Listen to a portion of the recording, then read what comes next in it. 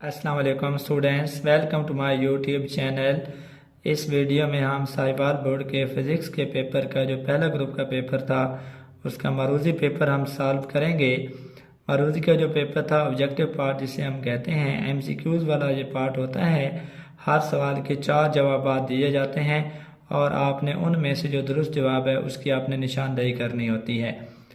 हर सवाल के 4 मुमकिन जवाब ए बी सी और डी दिए गए हैं। ये जवाबी कापी पर जो आपको पेपर मिलता है मरूज़ी तर्ज का ऑब्जेक्टिव पेपर, हर सवाल के 4 मुमकिन जवाब ए बी सी और डी दिए जाते हैं। जवाबी कापी पर हर सवाल के सामने दिए गए दायरों में से दुरुस्त जवाब के मुताबिक मुतल्लिका दायरे को मार्कर या पेन से बांध दीजिए। लेकिन 4 जवाब दिए गए हैं ए बी सी और डी। जो जवाबी कापी दी जाती है उसके ऊपर भी चूँकि 12 सवाल होते हैं तो 12 तक नंबरिंग होती है। आगे ए बी सी डी ये वाले दायरे बने हुए होते हैं। आपने देखना है कि किसी सवाल का कोई भी सवाल है उसका कौन सा जवाब दुरुस्त है। जो जवाब दुरुस्त होगा आपने उसका सर्कल जो है वो मार्कर के साथ या पेन से भर देना है। एक से ज़्यादा दायरों को पुर करने या काट कर पुर करने की सूरत में मज़कूरा जवाब गलत तस्वर होगा। आप एक से ज़्यादा दायरों को पुर नहीं कर सकते, ना ही आप काट कर पुर कर सकते हैं। ऐसी सूरत में आपका जवाब गलत तस्वर होगा। आपने एहतियात से फिलिंग करनी है और सिर्फ पहली अटैम्प्ट में ही आपने उन्हीं दायरों को पुर करना जो दुरुस्त हैं। सवालों की तरफ चलते हैं। पहला सवाल है, इनमें से कौन सा आला ट्रांसवर्स और लॉन्गिट्यूडनल वेव्स दोनों को पैदा करने के लिए इस्तेमाल होता है। यानी आपने बताना है कि कौन सा आला ट्रांसवर्स वेव्स भी पैदा कर सकता है और लॉन्गिट्यूडनल वेव्स की भी पैदा कर सकता है। डोरी, रिपल टैंक, स्लिंकी या ट्यूनिंग फोर्क। इसका दुरुस्त ऑप्शन है स्लिंकी के जरिए हम दोनों तरह के वेव्स पैदा कर सकते हैं, ट्रांसवर्स भी और लॉन्गिट्यूडनल भी। सवाल नंबर 2 है, साउंड की लाउडनेस का ज्यादातर करीबी ताल्लुक है। साउंड की लाउडनेस किसके साथ उसका ताल्लुक होता है या उस पर इन्हिसार करती है। फ्रीक्वेंसी के साथ, पीरियड के साथ, वेवलेंथ के साथ, एम्पलीट्यूड के साथ। तो साउंड की लाउडनेस का फ्रीक्वेंसी पे कोई ताल्लुक नहीं है, पीरियड के साथ भी नहीं है, वेवलेंथ के साथ भी नहीं है, एम्पलीट्यूड के साथ होता है। डी ऑप्शन दुरुस्त है। स्टूडेंट्स एक चीज़ का ख्याल रखना है, जहां मैं पेपर पे टिक लगा रहा हूं लेकिन आपने चूंकि सर्कल फिल करने होते हैं तो वहां टिक नहीं लगाने, आपने जवाबी कॉपी पर सर्कल्स को फिल करना है। सवाल नंबर 3 है, इंडेक्स ऑफ रिफ्रैक्शन का इन्हिसार है focal length, speed of light, image का फासला, जिस्म का फासला। रिफ्रैक्टिव इंडेक्स या इंडेक्स ऑफ रिफ्रैक्शन वो रोशनी की स्पीड पर इन्हिसार करता है। बी ऑप्शन दुरुस्त है, स्पीड ऑफ लाइट। सवाल नंबर 4 है, इलेक्ट्रिक फील्ड लाइंस हमेशा एक दूसरे को कता करती हैं, एक दूसरे को हरगिज कता नहीं करती। स्ट्रांग फील्ड में कता करती हैं, वीक फील्ड में कता करती हैं। इलेक्ट्रिक फील्ड लाइन एक दूसरे को हरगिज कता नहीं करती। बी ऑप्शन दुरुस्त है। याद रखें ये इलेक्ट्रिक फील्ड लाइन की खसूसियात में से है कि वह दूसरे को कता नहीं करती। इसकी वजह यह है कि किसी भी पॉइंट पर इलेक्ट्रिक फील्ड की एक ही डायरेक्शन होती है। अगर इलेक्ट्रिक फील्ड लाइन एक दूसरे को कता करें तो इसका मतलब है उस पॉइंट पर इलेक्ट्रिक फील्ड की एक से ज्यादा डायरेक्शन हैं, सिमतें हैं, जो कि पॉसिबल नहीं होता। लिहाजा इलेक्ट्रिक फील्ड लाइन एक दूसरे को बिल्कुल भी कता नहीं करती।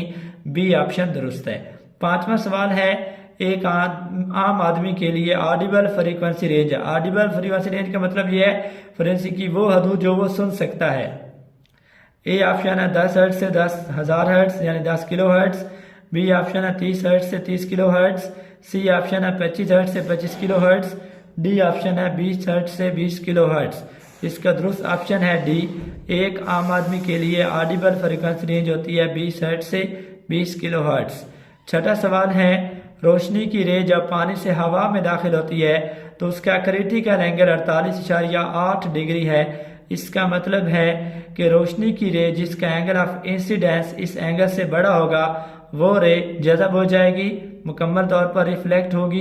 कुछ हिस्सा रिफ्लेक्ट और कुछ हिस्सा ट्रांसमिट होगा, मुकम्मल तौर पर ट्रांसमिट होगी।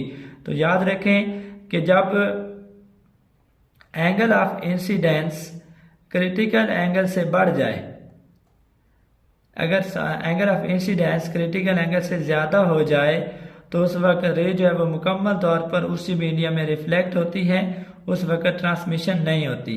तो बी ऑप्शन इसका दुरुस्त है। 7वां सवाल है, वेव की वेलोसिटी, फ्रीक्वेंसी और वेवलेंथ के दरमियान ताल्लुक है।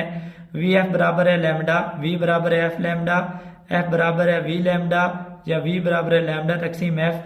तो वेव की वेलोसिटी, फ्रीक्वेंसी और वेवलेंथ के दरमियान ताल्लुक होता है V बराबर है F लैम्डा, बी ऑप्शन दुरुस्त है। 8वां सवाल है म्यूचुअल इंडक्शन का अमली इतलाक है रजिस्टर, ट्रांसफार्मर, इंडक्टर ए और बी दोनों। यानी कि अमली इतलाक, अमली तौर पर म्यूचुअल इंडक्शन का जो अमल है उसको कहाँ इस्तेमाल किया जाता है? रजिस्टर में, ट्रांसफार्मर में, इंडक्टर में, ए और बी दोनों में। तो म्यूचुअल इंडक्शन को अमली तौर पर ट्रांसफार्मर में अप्लाई किया जाता है, लागू किया जाता है, बी ऑप्शन दुरुस्त है। 9वां सवाल है दो सीरीज में लगे एक जैसे रजिस्टर्स की मजमूई रेजिस्टेंस 8 ओहम है, उनकी रेजिस्टेंस पैरेलल सर्किट में कितनी होगी? 2 ओहम, 4 ओहम, 8 ओहम, 12 ओहम। क्योंकि दोनों रेजिस्टर्स एक जैसे हैं तो दोनों की रेजिस्टेंस इक्वल होगी। इसके लिए हम फार्मूला इस्तेमाल करते हैं। अगर रेजिस्टर्स सीरीज में लगे हुए हों तो मसावी रेजिस्टेंस का फार्मूला होता है R1 प्लस R2। तो चूंकि मसावी रेजिस्टेंस 8 ओहम है, दोनों रेजिस्टेंस मसावी हैं, तो मैं R1 को भी R कह देता हूँ, R2 को भी R कह देता हूँ। तो 8 बराबर आ जाएगा 2R, यहाँ से R आएगा, 2 यहाँ ज़रब हो रहा है, इधर आके तकसीम होगा। R बराबर आएगा 2 को 8 पे तकसीम करें तो 4 ओहम। तो यहाँ पे हर एक की रेजिस्टेंस यानी R1 भी यहाँ पे 4 ओहम है, R2 भी यहाँ पे 4 ओहम है। अब अगर हम इस सिस्टम को, ये सर्किट जो है, इसको अगर हम पैरेलल जोड़ में लगाएं तो मसावी रेजिस्टेंस होगी 1/R इक्विवेलेंट बराबर है 1/R1 प्लस 1/R2। तो 1/R इक्विवेलेंट यहाँ पे बराबर आ जाएगी 1/4 प्लस 1/4। मजीद इसको सॉल्व करें तो ये आ जाएगा 4 एलसीएम आएगा 1 प्लस 1, ये बनेगा 2/4।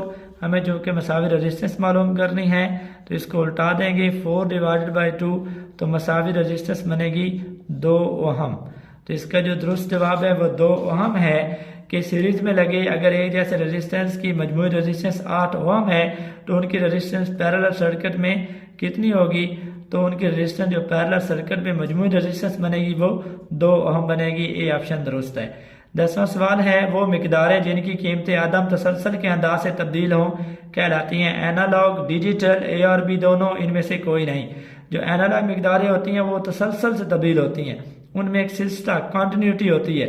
लेकिन जो डिजिटल मिकदारें होती हैं वो अदम तसलसल के अंदाज से तब्दील होती हैं। ये डिजिटल मिकदारों की तारीफ भी है, बी ऑप्शन इसका दुरुस्त है।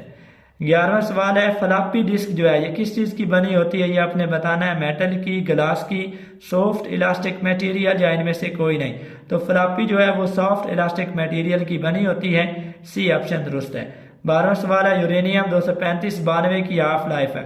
यूरेनियम जिसका एटॉमिक मास 235 है, एटॉमिक नंबर 92 है, उसकी हाफ लाइफ बतानी है। 5 × 10 की ताकत 8 साल है, 6 × 10 की ताकत 8 साल है, 7.1 × 10 की ताकत 8 साल है, या 8 × 10 की ताकत 8 साल है।